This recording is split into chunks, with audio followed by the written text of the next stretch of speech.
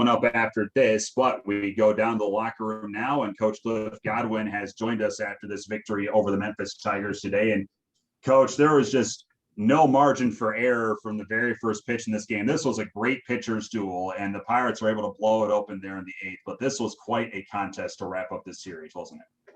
It really was. You know, you had a fifth-year senior with Smitty, and then a fifth-year senior, in Durham going. His changeup was giving our right-handed hitters fits, as you guys could see. We're lucky. I shouldn't say lucky. I mean, probably didn't mean to throw the fastball where he threw it to Seth. Seth was able to get a swing off, but Smitty was the best he's been all year in a time that we needed him to be. Went deep into the game, and you know what Cam Colmore did. There's no words for what that guy just out there. He wanted to go back out there and finish it in the ninth. And once we expanded, I told Dietz, I was like, "Nah, we're going to go to Ryder and let Ryder throw some strikes and make him beat us there," because he had done what he needed to do. I mean, the turning point in the game for me was when. Well, two things. When Cam gave up a leadoff double in the eighth inning, and then they didn't choose to bunt, and he punched. I think he got behind 3-0, and he struck the guy out, and then got out of the inning. And then that's when we were able to, Norby lines the ball off the pitcher, gets to first base. Franny hits the opposite field single, and I asked Seth Caddell. This was the other part. I said, "Hey, can you get this bunt down?" He says, "Coach, I can do it." And he goes, "I don't know where it's going to go, but I promise you I'll get it down." And off a guy that it's tough to bunt off of. I mean, that's their guy. That's their closer. He's throwing 92 to 94 with a hammer of a breaking ball. And Seth got it done. And Josh Moreland, when it mattered, got a big swing. And then we just kept rolling. Bryson swing and Lane walked, and just a lot of guys did some great things in the bases to allow us to extend. And of course, Riley Johnson's home run. Super proud of our guys. A lot of key moments in the game, Cliff. No question about that. But one of the key things that occurred, Thomas Francisco, after striking out his first time up against a crafty left-hander, made adjustments, and that two-strike base hit in the eighth inning, certainly big in itself.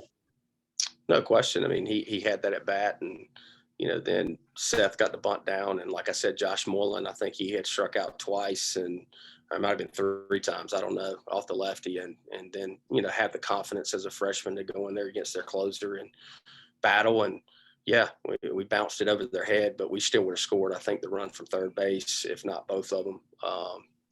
And Matt Bridges pinch running, making a great slide on Bryson's single. Just a very, very hard-fought team effort after a long weekend. And I'm proud of our guys and our staff, and I'm proud of our fans. It was awesome at the end. The fans were great. This game closes up a long homestand here, Coach. You go 9-0 here on this trip, and that's 18 straight wins in this park. A lot of road games are coming up here to finish out the year, but better than anybody where this team wants to go and what they want to be. Taking care of business in this park is imperative, and being able to do that time and time again here this year, boy, that's something special, isn't it? Yeah, we've been battle tested. I keep telling you guys this, and it's a 1-1 game going into the bottom of the eighth in the box score. If you just look at the line, the final score, you'll think, well, East Carolina just handled Memphis. Well, no, we didn't handle Memphis. I mean, the last 3 games were very, very competitive, and took to most of the last at bats for us to be able to close this thing out. And they're good. If they can keep their heads up and keep their confidence up, I mean, they're dangerous offensively, especially with Goodman and Trella, and Brooks is coming around. Wilson, I think he raised his batting average like 75 points this weekend, so he should give us some some money, I guess, or something. But they're a good team, and I'm just happy for our guys because they showed up today and they competed. Well, you and your guys have earned a day or two off here before the Houston prep begins and the trip down to Texas on Thursday. We'll be with you then. Corey, thanks, Coach O. Okay, we'll open up the questions for Coach Godwin from the media, please. Cliff, can you give us a little inside baseball on what you told your team after this win, after this successful weekend? Yeah, I just told them I was proud of them. I told them it started with Smitty. I was super proud of Smitty. to go out there and do what he is capable of doing. And a lot of times, he might not have his best stuff, but he had his good stuff today, and we needed it. He executed a ton of pitches, and of course hung an all-speed pitch to Trella. He made him pay for it, but it's a solo home run, and we were able to, get out of that inning and just keep grinding and get to that bottom of the 8th inning. But a lot of guys, like I said, Seth Cadell's bumped, but just a lot of tough at bats when we had to. Our bats were not great the first 7 innings, but when we had to bear down and have to do it, against their best guy, I thought our guys did a really good job. Hunter Goodman for them, Cliff. He got some RBIs yesterday, a few, but you did a really good job on him for the most part all weekend and got him out in some big spots too. How much do you think that impacted this whole series? No home runs and just a few RBIs for him. Yeah, I know Deets probably talked to the pitchers. I wasn't in the pitchers meeting, but we talked about not letting him beat us. And then as the weekend went on, we're like, and don't let Trella beat us as well, because he got hot and he's dangerous hitting the ball at the park. But our pitchers pitched him tough. He's a great player, and our pitchers executed pitches and kept him off balance and moved the baseball around. But great players, they still find a way, like he did yesterday, like you said, to manufacture some stuff. He got a big swing off Mayhew yesterday, but our pitchers did a great job just keeping him in check. Coach, there in the 8th, Josh Moylan broke it open with the 2-run single in the right field, and then Matt Bridges came in for a pinch runner. Just what was the thinking there, and then how cool was it to see him beat a throw home like that, like he did? The thinking was I didn't want to burn a position player, and Bridgie is a great athlete. There's some risk into it, but I always tell him, Mayhew, and Cooch Manor when they're not pitching to have their cleats on just in case a situation like that. And to be honest with you, they're faster than some of the position players that we have left on the bench when Riley Johnson is in the game. So I didn't want to burn Starling, because I knew if Ryder had to come in to pitch, then Starling was going to have to come in and play second base, because we had pinch hit for AMAC with Newton in the 7th inning. So the thought process was, hey, we've talked about it. Bridgie was ready, and he went in there. And, Josh doesn't score if he's at second base. I'm not trying to take the credit for it. Bridgie just is faster than him. He actually slipped when he took off at second base. And, of course, that made me have to make a decision to keep rolling him. But I said, hey, that guy's going to have to throw him out, and he made a great slide. This was a season-long outing for Tyler Smith, getting into the 6th and almost through the 6th. Like you mentioned earlier, how timely was that, especially the last day of a 4-game series like this? I don't think we have any opportunity to win the game without Tyler Smith today, because no offense, our bullpen was depleted. Not that we didn't have some guys down there that were fresh that could pitch, but we needed some length from our starters, and Smitty gave us that today. And he actually, his body hasn't felt great the past 2-3 weeks, and sometimes it just happens in different parts of the year. But I know that guy has been in crucial moments a lot in ECU history. So I always feel confident when he goes out there that he's going to give us an opportunity to win. As I told you guys, Cooch does too, when Cooch doesn't have his best stuff. And both those guys have battled through even this year when they haven't had their best stuff to give us a chance to win. And Coach, speaking of the leadership, of the senior leadership of having, of course, Smitty, and you have Matt Bridges and Colmore, you got to be thrilled to have them one more year on the team. It's a blessing. I count on blessings every day when I see those 3 come into the office. And, when COVID hit last year, and they can tell you, but I wanted them to do what they wanted to do. Selfishly, of course, I wanted them back. Our program wanted them back, but I wanted them to make their own decision and never look back. And they made the decision and never look back, and they've worked their tails off, and they've been great leaders within our program. If I need something to happen, I can call those 3 guys in, and it's like an assistant coach that I'm talking to, and they go, Coach, it's handled. And I trust those 3 as much as any 3 or any player that's ever been in our program, just because the time that we spend together. I saw Smitty for the first time in the state games, his summer going into his senior year. And I was told Dan and Jeff, I said, hey, we need to find out who the Tyler Smith kid is from East Surrey.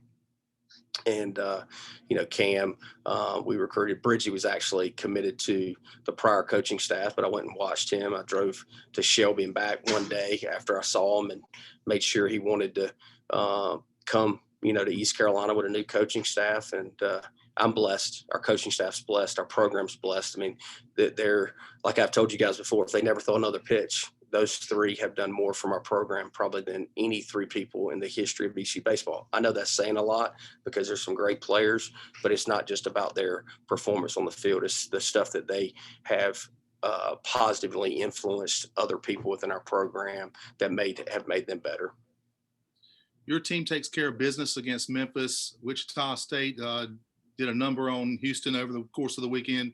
You're in the midst of a bit of a tight race here and needed these victories over the course of the weekend. This is a good league, and it's going to remain tight, it looks like. What's getting these wins do for you guys, in the conference race? Talk about the conference overall a little bit. Mark, look, I don't care what Wichita State does. That's not what I care about. I care about how we play baseball. I don't care. They can win out, and then when we go over to Wichita State, then we'll see who's the better team. And they're good. That's fine. But we'll strap it on with anybody, anywhere. It doesn't matter. And so I'm glad they're playing well because that's good. That's good for our conference. They're good. I mean, they got a big league manager. The guy obviously knows baseball. He's been a manager in the big leagues. So, but I'll take our guys any day. We might lose. We might get swept there. I don't have any idea, but I know this. I want to win or lose with the group that we have in our locker room. Okay, Coach, thank you for your time. Congratulations. Thank you, guys. Let Smitty talk to you guys.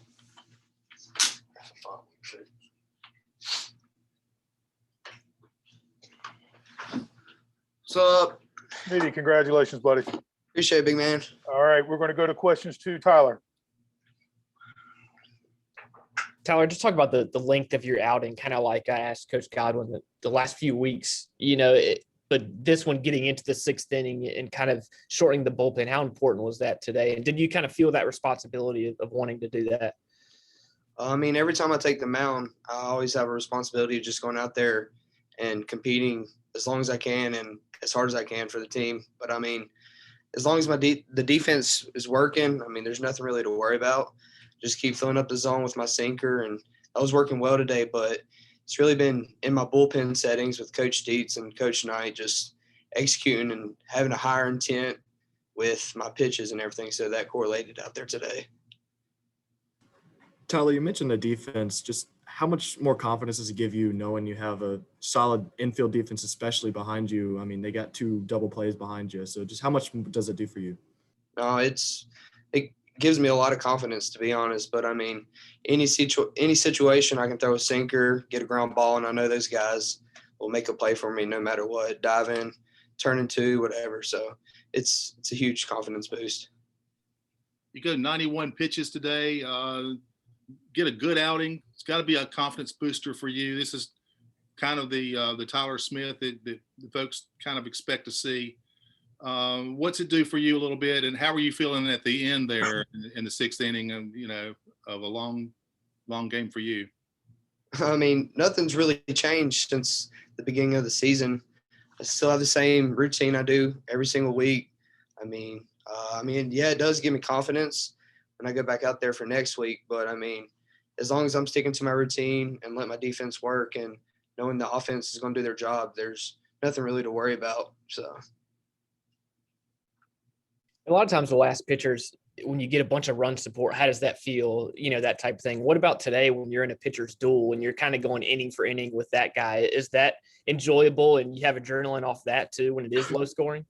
Yeah, for sure. I mean, I just want to be better than that guy over there on the other side, to be honest. But I mean, it's just a mindset going out there, competing one pitch at a time, not thinking about anything else. So just going out there with the right mindset and trying to beat the other guy on the other team. How big is it for you, Tyler, with you and Cam and obviously Bridgie scoring that run, pinch running? How big is it for you guys to have 3 quality guys like you that you're here for another year? I can't say enough. Those guys are my best friends. I mean, we've been through it all. bad years, great years. I mean, we've been through literally everything. So it's awesome just to be around those guys every day, and especially seeing Bridges score right there. We always talking about how he thinks he's an athlete, but I guess I got to say he is an athlete now, especially scoring from second base. Can you give us a little sense of the mood of the team in the locker room after this weekend a little bit? I mean, nothing's changed. I mean, we still have the same mindset. Tomorrow, we're just going to get some weights in, but the rest of the week, we're going to still have the same mindset and go out there. Everybody wants to beat us. So having that edge with ourselves and going out there and competing. So really nothing's going to change for us throughout the rest of the year. And Tyler, how about the mops out in the jungle? How do you guys, as players, like that? Well, I guess this is the first year they've done that since there's 4 games. But I mean, Pirate Nation's awesome. I mean, they literally come up with anything. Especially, I see people in the outfield now with a birdhouse cut out too, so that's pretty sweet. So, but no, it's awesome to see everybody engage with us.